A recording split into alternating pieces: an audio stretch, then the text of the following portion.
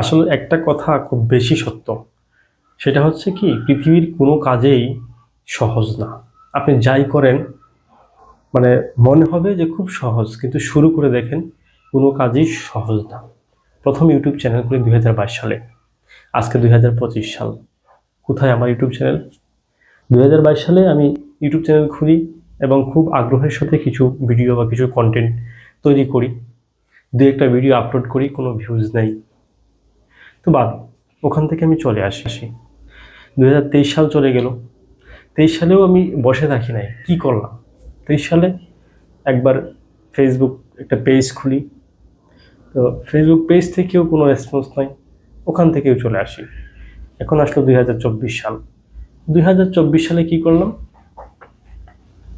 যে হয়তো আমি অন্য আরেকটা চ্যানেল খুললাম, অন্য আরেকটা চ্যানেল খুলে সেখানে আমি ভিডিও আপলোড করলাম, বিভিন্ন টুকিটাকি কাজের ভিডিও। তো তাও কি হলো? তাও কিছু হলো না। 25 সালে এসে ভাবলাম যে এখন কিছু একটা করি। 25 সালেও আবার একটা ইউটিউব চ্যানেল খুললাম। তো এই পর্যন্ত আমার 23, 24, 25 মানে 3-4টা ইউটিউব চ্যানেল খোলা হয়ে গেছে, এবং ফেসবুক পেজও আমার মনে হয় 4-5টা আছে, কিন্তু কোনোটা দিয়ে আমার কিছুই হলো না।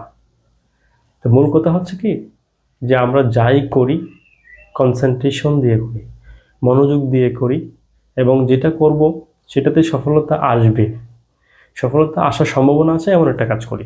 তা আমি এখন 25 সালে মানে 25 সালে আমি সিদ্ধান্ত নিয়েছি যে আমি একটা কিছু করব।